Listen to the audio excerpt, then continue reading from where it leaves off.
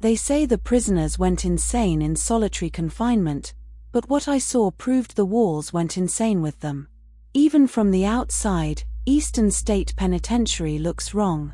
The stone walls jut upward like broken teeth, blackened by weather and centuries of misery. Ivy curls through cracks like veins in dead flesh.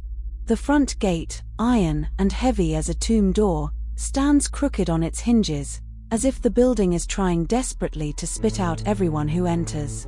Locals swear the place breathes. They say the walls shift, that the corridors stretch or shrink depending on the mood of the spirits rotting inside them. Tourists come for the chills and the stories, the screams, the footsteps, the shadows drifting past empty cells. But most leave before sundown. A few, however, stay too long. And Eastern State never forgets those who linger. This story is about one such person, a documentary filmmaker named Elias Mercer, and how the penitentiary devoured him slowly, cell by cell, scream by scream. Everything you are about to read was reconstructed from his notes, recovered in a half-rotted leather journal near Cellblock 12. The final pages were written in blood. Elias Mercer didn't believe in ghosts. He believed in lenses, lighting, and good editing, nothing else. His YouTube channel, Urban Wraiths, had ballooned to millions of followers who devoured his cinematic deep dives into haunted locations, abandoned hospitals, and cursed ruins. But Elias never once saw a spirit.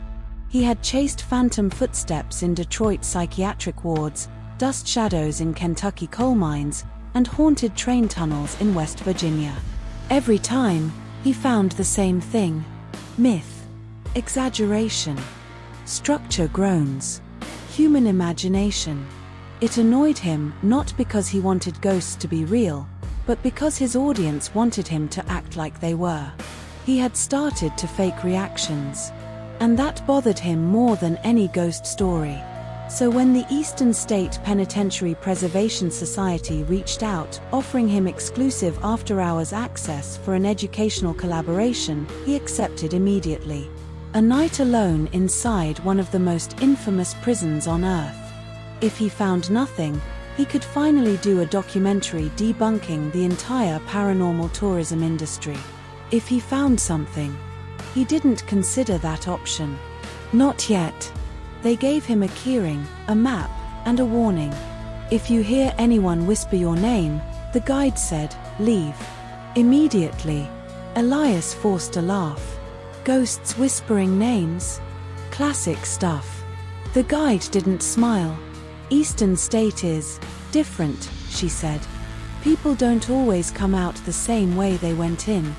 He brushed it off, eager to film.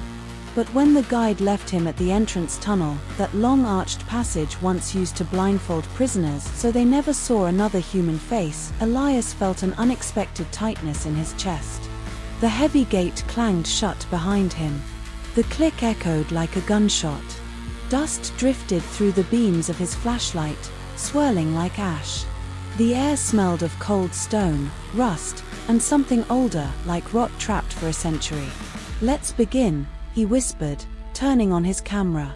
The red recording light blinked like a dying heartbeat. He stepped deeper into the prison. And the gate behind him creaked, even though the deadbolt was locked. The central hub of Eastern State is a massive circular room with 7 cell blocks sprawling outward like spokes of a wheel. Elias walked slowly, narrating into his camera. This design allowed guards at the center to watch every corridor without moving. Yet prisoners lived in complete isolation. Their hoods were only removed inside their cells. No human contact, no sound. Just stone, iron, and their own thoughts. His voice sounded small in the cavernous room. The silence pressed against him. Not normal silence, heavy, suffocating silence that seemed to absorb sound rather than carry it. Cell block 1 was closest, so he began there. The door moaned open, and he heard breathing. Not his. A slow inhale. A slow exhale.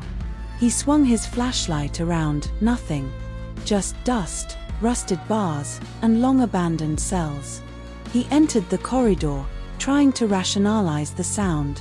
Old pipes, drafts, temperature changes. But the breathing followed him. Soft, wet, human. He raised the camera. Audio anomaly in Cellblock 1. Could be environmental. A low exhale answered him. He spun again. Nothing. He stepped backward and bumped into something solid. He choked on his breath and whipped around. A wall. But he hadn't been near a wall. His map showed 6 full meters of corridor behind him. Yet the stone was pressed against his back. He stepped forward. Turned. The hall was normal. He shook himself. Just nerves. Old building. Illusion from shadows. He forced a laugh, but his voice cracked. Then something scraped behind the cell bars. Slow, soft, metallic. As though someone were dragging fingernails down iron. Elias steadied his camera. And through the bars of cell 14, 2 pale eyes stared back at him. Elias froze. The eyes were unmistakable, human, wide, unblinking. Too white. Reflecting his flashlight like an animal's. He forced his voice not to tremble. "Is someone here?" No answer. The eyes blinked once. Slow. He stepped closer. "Sir, are you trapped?" I can call security." He lifted the camera to zoom in. The cell was empty. The eyes were gone. His stomach dropped.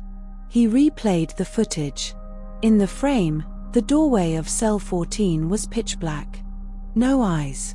No outline. Nothing. He lowered the camera. What the hell? But before he finished speaking, something whispered inside the cell. A whisper so weak he almost missed it. It was his name. Elias. His bowels turned to ice. He stumbled back into the corridor, nearly dropping his camera. Nope. No. Some asshole is pranking me. Has to be. But he had triple-checked the building was empty. A wave of cold rolled down the hallway, so sharp it made his teeth ache. The whisper came again. Closer. Elias. He turned and ran. Elias fled to the main hub, chest heaving. He needed to gather himself to prove what he saw had logical explanation. He chose Cellblock 4 next, the solitary confinement wing. The birthplace of insanity. The moment he entered, the temperature dropped another 10 degrees. Frost clung to the iron bars. His breath puffed out in mist. These cells, he narrated shakily, were designed to break the mind. Total isolation. No sound. No light. Prisoners were hooded whenever moved. Many lost their identity completely. His flashlight flickered. He smacked it. It died. Everything went black. Not normal darkness, absolute, oppressive darkness that felt thick, alive. Then he heard it. A man sobbing. Somewhere deep in the corridor. The sobbing grew louder. More desperate. More broken. He fumbled with his flashlight. It sputtered. Turned on. And dozens of shadowy figures stood at the far end of the corridor, their outlines twisting like smoke. He screamed and the light snapped off again. The sobbing stopped. Silence. Then footsteps. Running toward him. Fast. He didn't wait to see what they belonged to. He bolted out of Cellblock 4, his breath ragged, his limbs trembling uncontrollably. He stopped only when he reached the yard. The open sky above him felt like salvation. The yard was massive, surrounded by high stone walls. Moonlight washed everything in pale silver. Elias steadied himself. This place messes with your senses. Shadows, echoes, psychological priming. He trailed off as he saw footprints in the dust. Fresh footprints. Leading toward him. He raised his camera. No wind should cause that, he whispered. The footprints were barefoot. Long, narrow. distorted. And they were approaching. But nothing was there. He took a cautious step backward. The invisible footsteps stopped. Then, a new set of prints formed behind him. As if someone were standing inches away, breathing on his neck. He smelled it, hot, foul, like meat left in the sun. He spun around. Nothing. His throat closed. He sprinted back inside. Eastern State swallowed him again. Cellblock 12 was the most notoriously haunted wing. The place visitors reported screams, laughter, and figures crawling along the ceiling. Elias didn't want to go there. But something in him, pride, stubbornness, fear of being called a coward, pushed him forward. He stepped inside. And immediately heard it. Screaming. Blood-curdling, throat-shredding screaming tearing through the corridor. Not one voice, dozens. Men. Women. Children. All screaming at once. He covered his ears, but the sound vibrated through his bones. He staggered deeper. The screams shifted, becoming laughter. Maniacal. Unhinged. Then whispers. He's here. The hooded one. He sees us. Don't let him leave. He dropped to one knee, the pressure unbearable. He lifted his camera, desperate to document the nightmare. And that's when he saw her. A woman crawling out of a cell. Her limbs bent the wrong way. Her eyes hollow.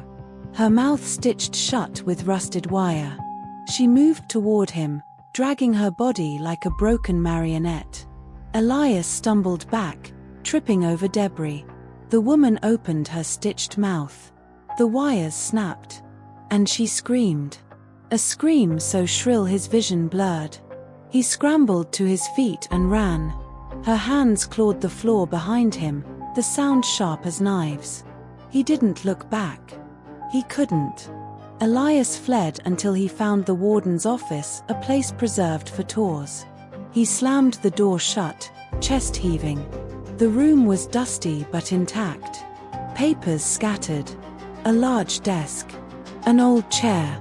He leaned against the wall, trying to slow his breathing. He checked his footage. None of it made sense. The screaming he heard. The camera picked up faint static. The crawling woman. The screen showed an empty corridor. He shook violently. This place is messing with my head. He dropped the camera. Something thumped behind the desk. Slow. Deliberate. He leaned forward. Hello. No answer. The thumping grew heavier. Then the desk slid an inch across the floor. On its own. Elias froze. A deep voice rumbled from beneath the desk, low, gravelly, inhuman. Kneel. The command wasn't loud, it vibrated inside Elias's skull. He stumbled backward, the air thick and hot. The desk lurched again. Something massive was underneath it. Trying to crawl out. The wood creaked. Nails popped. Elias turned and ran. The lowest part of Eastern State was an underground chamber used for punishment, called the Hole. A place where prisoners sat in pitch-black dirt cells for weeks. No light. No sound. No hope. Elias fell down the narrow steps into the darkness, landing hard. His flashlight cracked but still glowed faintly. He pushed himself up and froze. The walls were covered in scratch marks. Thousands. Lead. Some deep enough to gouge stone. The air was thick and humid. Hard to breathe. He lifted his light. And saw dozens of hooded figures standing silently in the chamber. Motionless. Facing him. Their hoods were rotted. Their faces hidden. He backed up the stairs, but the door above slammed shut. He was trapped. One figure stepped forward. Its hood slipped. The face underneath was not human. Its eyes were pits of swirling black fog. Its jaw hung loose. Its voice was a chorus of the damned. You don't leave. You join. Elias screamed. And the chamber erupted in movement. Hands grabbing him. Pulling. dragging. He clawed desperately toward the stairs. Fingers wrapped around his ankle, tearing at his skin. He kicked free, scrambled up, and slammed the door behind him. He didn't stop running. Elias burst into the central hub. The prison was alive around him, whispers, screams, shadows sliding along the walls like ink. He needed to escape, but every corridor had changed. The layout twisted. The map no longer matched reality. The prison was rearranging itself, trapping him. Then, Cellblock 1's gate slammed open. A single cell door creaked at the far end. Cell 14. The one with the eyes. Something compelled him. Something ancient. He walked toward it, trembling. The cell was dark. The air inside electric. He raised his camera. Hello. A tall figure materialized from the shadows. A prisoner. Or what used to be one. His hood was torn, revealing a face scarred by centuries of madness. The prisoner stepped forward. Elias couldn't move. The figure reached up and removed its hood. Its face was Elias's. Twisted. Bloodshot. Mouth sewn shut. The figure leaned close and whispered through torn stitches. I told you, you don't leave. The cell door slammed shut, locking them together. Darkness swallowed everything. Elias's scream shook the cell block, then stopped. Epilogue, the journal. A month later, security found a leather journal in cell block 12. Its pages described everything Elias experienced. The final line was written in blood. Don't listen when they whisper your name, because once they know it, you belong to them. No trace of Elias Mercer was ever found. But at night, in the long empty corridors of Eastern State Penitentiary, security guards hear three things without fail: screaming, footsteps, and a voice whispering over and over, Elias.